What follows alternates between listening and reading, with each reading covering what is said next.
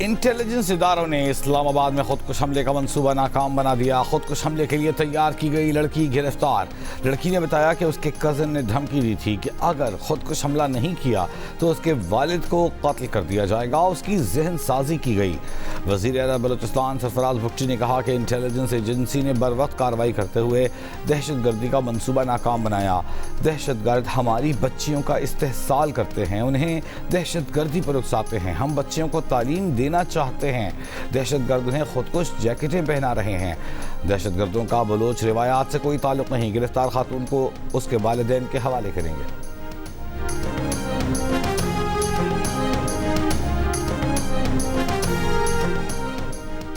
امریکی صدر ٹرمپ نے امریکی تجاویز پر ایران کا جواب مسترد کر دیا۔ کہا ایران کے نام نہاد نمائندوں کا جواب مکمل طور پر ناقابل قبول ہے۔ گزشتہ ایک ہفتے ایک انٹرویو میں ٹرمپ کا کہنا تھا کہ ایران کو جوہری ہتھیار رکھنے کی اجازت نہیں دیں گے، ان کا یورینیم حاصل کریں گے۔ ہو سکتا ہے ایران میں دوبارہ حملے کرنا پڑیں۔ امریکہ ایران میں 70% اہداف کو نشانہ بنا چکا، چند اہداف باقی ہیں، ضرورت پڑی تو ایران پر حملے کر سکتے ہیں۔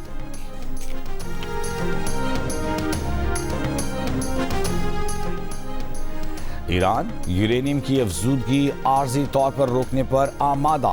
امریکہ کا 20 سال تک یورینیم افزودہ نہ کرنے کا مطالبہ مسترد۔ جوہری تنصیبات ختم کرنے کا مطالبہ بھی مسترد کر دیا۔ امریکی اخبار وال اسٹریٹ جرنل کا دعویٰ۔ رپورٹ کے مطابق ایران نے 30 روز میں جوہری معاملات پر مذاکرات، جنگ بندی اور آبنائے ہرمز مرحلہ وار کھولنے کی تجویز دی ہے۔ ایران کا مطالبہ ہے کہ امریکی پابندیاں اور بحری ناکہ بندی ختم کی جائے۔ ایرانی سرکاری ذرائع نے وال اسٹریٹ جرنل کی رپورٹ کو گمراہ کن قرار دے دیا۔ کہا جواب کا اصل متن تھا کہ تمام محاذوں پر فوری جنگ بندی کی جائے، دوبارہ حملے نہ کرنے کی ضمانت دی جائے، امریکہ تیل برآمدات سمیت تمام پابندیاں ختم کرے، تمام منجمد اثاثے بحال کرے اور معاہدے پر دستخط ہوتے ہی بحری ناکہ بندی ختم کی جائے۔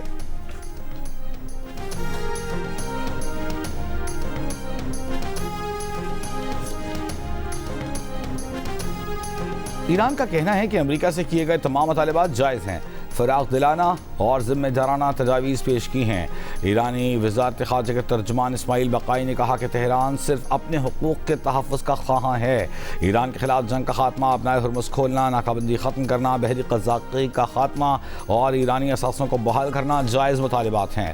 ہرمز سے محفوظ راستہ اور لیبنان سمیت خطے میں سیکیورٹی کا قیام بھی ایران کے مطالبات میں شامل ہے۔ یہ خطے کی سیکیورٹی کے لیے ذمہ دارانہ مطالبات ہیں۔ اسرائیلی وزیر اعظم نتنیاہو کا افزودہ یورینیم کی موجودگی تک ایران جنگ کے خاتمے سے انکار۔ صدر ٹرمپ کی جانب سے فوجی آپریشن کے ذریعے افزودہ یورینیم نکالنے پر آمادگی کا دعویٰ کیا۔ امریکی میڈیا کو انٹرویو میں کہا کہ ہم نے ایران جنگ میں بہت کچھ حاصل کر لیا، لیکن یہ ابھی ختم نہیں ہوئی، ابھی افزودہ یورینیم ایران سے باہر نکالنا ہے، اور صدر ٹرمپ نے کہا ہے کہ وہ ایسا کرنا چاہتے ہیں۔ اسرائیلی وزیر اعظم نے الزام عائد کیا کہ چین میزائل تیاری میں ایران کی مدد کر رہا ہے۔ اسرائیلی وزیر اعظم اور امریکی صدر ٹرمپ کی گزشتہ روز فون پر گفتگو بھی ہوئی، جس کی تفصیلات جاری نہیں کی گئیں۔ امریکی صدر ٹرمپ چین کے دورے پر بدھ کی شام بیجنگ پہنچیں گے۔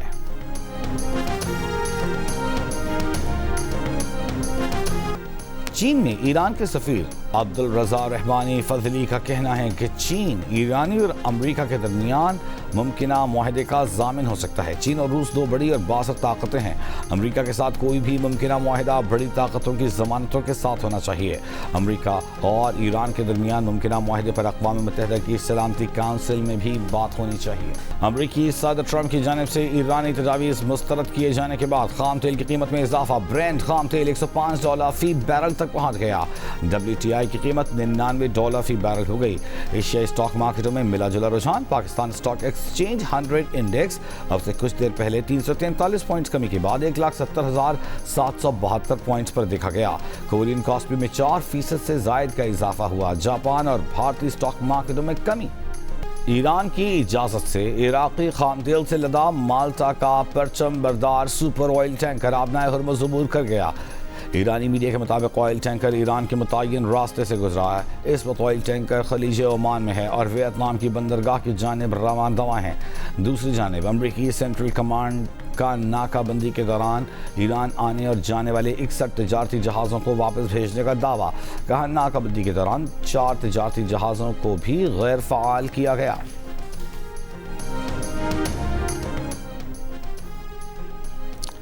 ایران کے نائب وزیر خارجہ قاسم غریب آبادی نے کہا ہے کہ آبنائے ہرمز کے ارد گرد فرانس اور برطانیہ کے جنگی جہازوں کی موجودگی غیر قانونی امریکی اقدامات کا ساتھ دے گی، جس کا فوری اور فیصلہ کن جواب دیا جائے گا۔ جنگی جہازوں کی تعیناتی بحران میں اضافے کے سوا کچھ نہیں۔ جہاز رہانی کے تحفظ کے بہانے جنگی جہازوں کی موجودگی دراصل بحران بڑھا دے گی۔ فرانسیسی صدر میکرون نے نائب ایرانی وزیر خارجہ کے بیان پر رد عمل میں کہا ہے کہ جنگی بحری جہازوں کی تعیناتی ایک سیکیورٹی مشن ہے۔ یہ سیکیورٹی مشن ایران کے ساتھ ہم آہنگی سے انجام دیا جائے گا۔ آبنائے ہرمز میں بحری جنگی جہازوں کی تعیناتی کا کبھی تصور نہیں کیا تھا۔ وزیر اعظم شہباز شریف کا کہنا ہے کہ ملک میں آئی ٹی سیکٹر کا فروغ اور آئی ٹی برآمدات میں اضافہ اولین ترجیحات میں شامل ہیں۔ وزارت انفارمیشن ٹیکنالوجی اور ٹیلی کام کی جائزہ اجلاس میں وزیر اعظم نے کہا کہ آئی ٹی سیکٹر میں شہری اور دیہی علاقوں کے درمیان فرق کم کرنے کے لیے صوبائی ضلعی سطح پر حکومتوں کو تعاون حاصل کیا جائے۔ وزیر اعظم کی گلگت بلتستان اور آزاد جموں کشمیر میں آسان خدمت مراکز کے قیام کا کام تیز کرنے اور اسے دیگر صوبوں میں بھی شروع کرنے کی ہدایت۔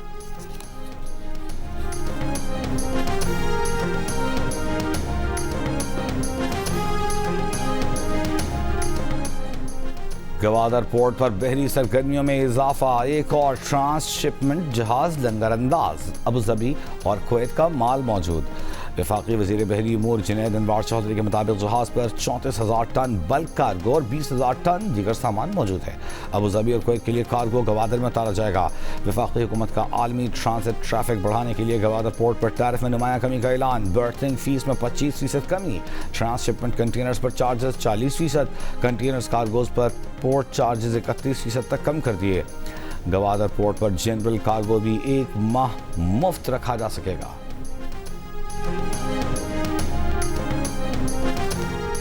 اپریل میں ملکی ترسیلات زر میں اضافہ، بیرون ملک پاکستانیوں نے $3.5 ارب بھیجے، گزشتہ سال اپریل کے مقابلے میں 11.4% زیادہ رہیں۔ اسٹیٹ بینک کے مطابق سب سے زیادہ ترسیلات زر سعودی عرب سے $84 کروڑ سے زائد، جبکہ متحدہ عرب امارات سے $73 کروڑ آئیں۔ مارچ کے مقابلے میں اپریل میں ترسیلات زر بھجوانے میں 7.6% کمی ہوئی۔ رواں مالی سال کے 10 ماہ میں مجموعی طور پر $33.90 کروڑ پاکستان بھجوائے گئے۔ وزیر داخلہ محسن نقوی کا اسلام آباد سیف سٹی ہیڈ کوارٹرز کا دورہ، سیف سٹی فیز 2 کی مقررہ مدت میں مکمل کرنے کی ہدایت۔ کہا سیف سٹی میں تمام متعلقہ اداروں کو ایک پلیٹ فارم پر لایا جائے۔ یہ منصوبہ اسلام آباد کے شہریوں کو محفوظ اور پرسکون ماحول فراہم کرنے میں اہم سنگ میل ثابت ہوگا۔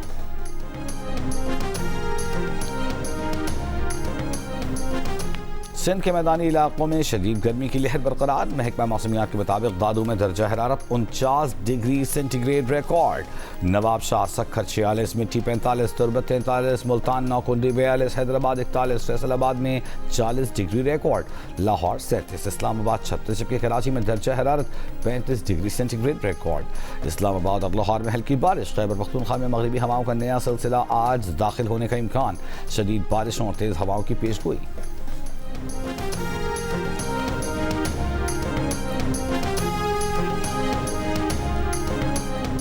پنجاب کے اسکولوں میں گرمیوں کی چھٹیاں 22 مئی سے شروع ہوں گی۔ پنجاب حکومت نے اسکولوں میں گرمیوں کی چھٹیوں کا اعلان کر دیا۔ وزیر تعلیم پنجاب رانا سکندر حیات کے مطابق اسکول 24 اگست کو دوبارہ کھلیں گے۔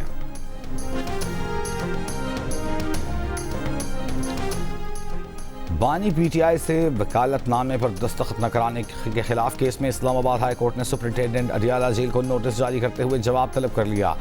پی ٹی آئی کے وکیل نے کہا کہ وہ 5 بار اڈیالہ جیل گئے لیکن ان سے دستاویزات تک وصول نہیں کی گئیں۔ وکالت نامے کوریئر سے بھیجے تو کہا گیا کہ ہمیں ملے ہی نہیں۔ عدالت نے کہا اس میں قانونی طریقہ کار کیا ہے؟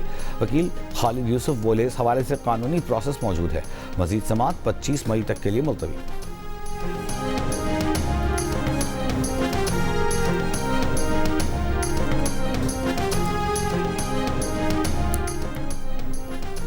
پاکستان اور بنگلہ دیش کے درمیان میرپور ٹیسٹ کا چوتھا دن، بارش کے باعث ایک سیشن کا کھیل ضائع ہو گیا۔ چائے کے وقفے کے بعد کھیل دوبارہ شروع۔ پہلے سیشن میں محمد عباس اور حسن علی نے دوسری اننگز میں بنگلہ دیش کے اوپنرز کو 23 رنز پر پویلین بھیجا، پھر مومن الحق اور کپتان نجم الحسن شانتو نے ٹیم کو سنبھال لیا۔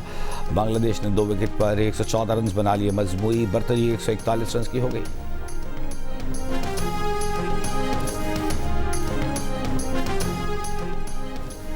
پاکستان کے خلاف ون ڈے سیریز کے لیے آسٹریلیا کی 15 رکنی ٹیم کا اعلان کر دیا گیا۔ میچل مارش قیادت کریں گے۔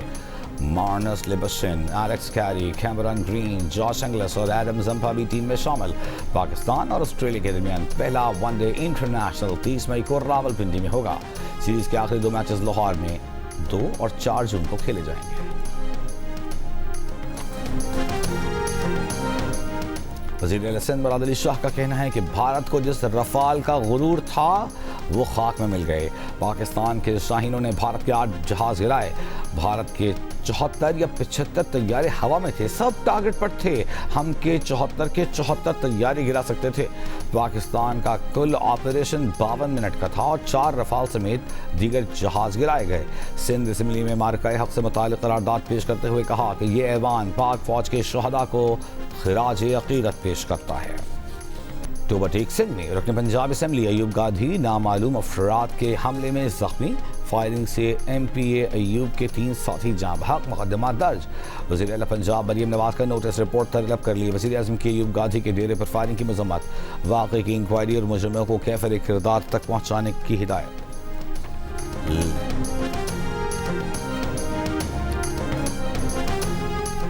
لاہور ہائی کورٹ میں وزیر اعلیٰ پنجاب مریم نواز کی بطور ضمانت جمع کرائے گئے 7 کروڑ روپے واپس دینے کی درخواست منظور۔ عدالت کی وزیر اعلیٰ پنجاب مریم نواز کو 7 کروڑ روپے واپس کرنے کی ہدایت۔ مریم نواز نے چودھری شوگر ملز کیس میں 7 کروڑ روپے بطور گارنٹی جمع کرائے تھے۔ نیب کا شوگر مل کیس ختم کرنے پر زیر ضمانت کی واپسی کی استدعا کی گئی تھی۔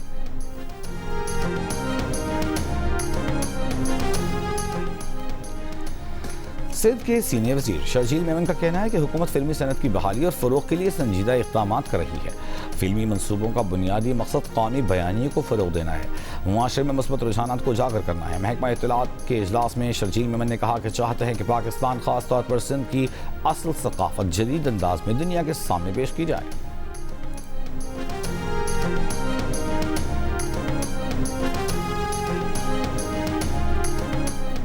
سینئر صوبائی وزیر مریم اورنگزیب اور وفاقی وزیر ریلوے حنیف عباسی کی زیر صدارت اجلاس لاہور سے راولپنڈی فاسٹ ٹرین پروجیکٹ پر جاری پیش رفت پر غور۔ پنجاب کی 8 ریلوے لائنز اور روٹس کی اپ گریڈیشن کا تفصیل جائزہ لیا گیا۔ مریم اورنگزیب نے کہا کہ منصوبے سے 8 کروڑ سے زائد شہریوں کو فائدہ پہنچے گا۔ شہریوں کو محفوظ اور معیاری سفری سہولیات میسر آئیں گی۔ وزیر ریلوے نے کہا کہ منصوبے کے تحت 1600 کلومیٹر طویل ریلوے ٹریکس کو جدید بنایا جائے گا۔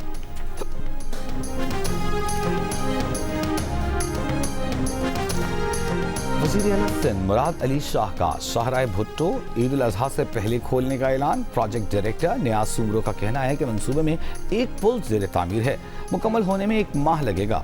وقت پر پل مکمل نہ کیا تو متبادل سڑک دے کر ڈیڈ لائن پر شاہراہ بھٹو کو ٹریفک کے لیے کھول دیں گے۔ مکمل شاہراہ کھولنے کے بعد ٹول ٹیکس بھی دوگنا ہو جائے گا۔ سپریم کورٹ نے ہفتے مہر میں دی گئی جائیداد کی منتقلی سے متعلق قانونی اصول طے کر دیے۔ جسٹس شکیل احمد نے تحریری فیصلہ جاری کر دیا۔ حکم نامے میں کہا گیا ہے کہ مشترکہ جائیداد کا کوئی بھی حصے دار اپنے موروثی حصے سے زیادہ جائیداد منتقل نہیں کر سکتا۔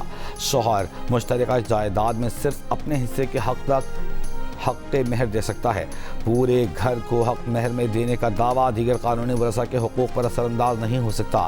عدالت کا غیر ضروری قانونی چارہ جوئی سے بچنے کے لیے نکاح نامے میں جائیداد کی ملکیت سے متعلق علیحدہ کالم شامل کرنے کا حکم۔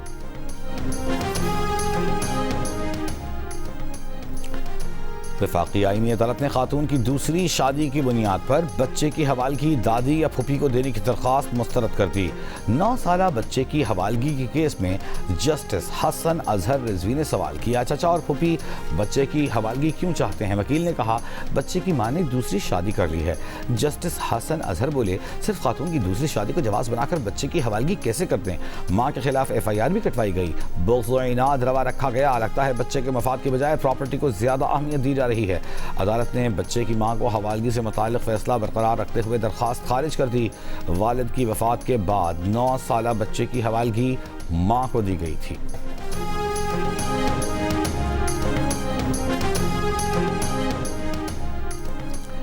بھاجوڑ میں نامعلوم افراد کی فائرنگ سے پولیس اہلکار شہید، جاں بحق ہونے والے اہلکار کی شناخت سعید اللہ کے نام سے ہوئی، تحقیقات جاری۔ پولیس کا کہنا ہے کہ ملزمان کی گرفتاری کی کوششیں کی جا رہی ہیں۔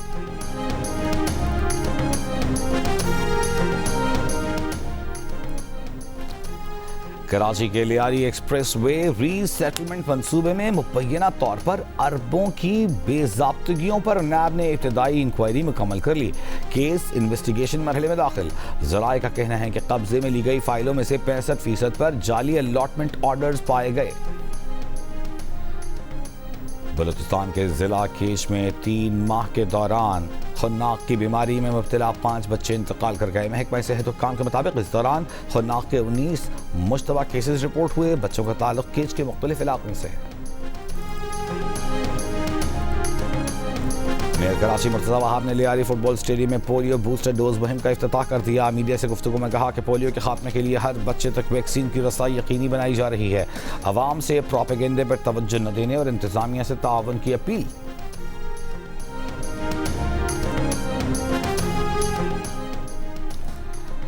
قومی صنعتی تعلقات کمیشن غیر فعال ہونے کا معاملہ اسلام آباد ہائی کورٹ پہنچ گیا۔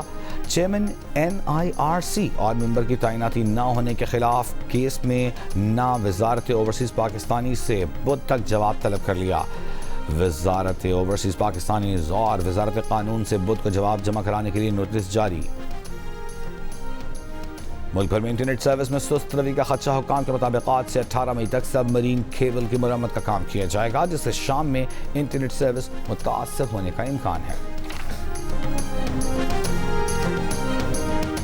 کینیڈا میں پاکستانی قونصل خانوں میں معرکہ حق کی فتح کا 1 سال مکمل ہونے پر تقریب پاک فوج اور شہداء کو بھرپور خراج عقیدت پیش کیا گیا۔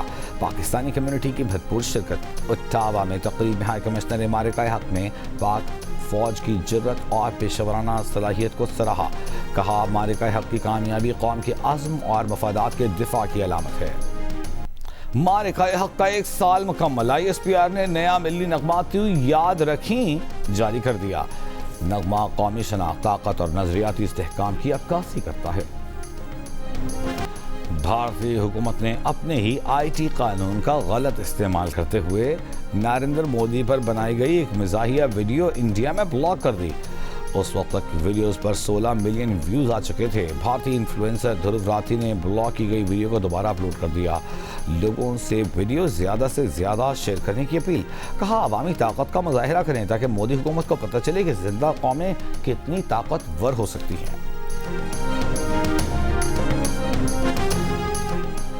بیورو آف انویسٹیگیٹو جرنلزم کی رپورٹ میں انکشاف ہوا ہے کہ پاکستان سے AI سے تیار کردہ نفرت انگیز ویڈیو برطانیہ میں پھیلا کر میڈیا کے اشتہاری ماڈل کے ذریعے پیسہ کمایا گیا۔ ان ویڈیوز میں برطانوی وزیر اعظم اور میئر لندن صادق خان کو نشانہ بنایا گیا۔ ایک جعلی ویڈیو کو لاکھوں افراد نے دیکھا۔ نشاندہی کے بعد سوشل میڈیا کے اکاؤنٹس بند کر دیے گئے۔ لندن کے میئر کے ترجمان نے سوشل میڈیا کمپنیوں سے نفرت انگیز اور گمراہ کن مواد کے خلاف مزید اقدامات کا مطالبہ کیا ہے۔ اور جیو فلمز اور فلم والا پکچرز کی خوف، تھرل، سنسنی سے بھرپور فلم زامبیڈ کا آفیشیل ٹریلر آج ریلیز ہوگا، جو شائقین کو ایک نئی اور تھرل سے بھرپور دنیا میں لے جائے گا۔ فہد مصطفیٰ اور مہوش حیات منفرد کرداروں میں نظر آئیں گے۔ فلم والا کی فضا علی اور نبیل قریشی کی مہارت سے تخلیق ہونے والی فلم عوام کی دھڑکنیں تیز کرنے کے لیے عید الاضحیٰ پر ریلیز کی جائے گی۔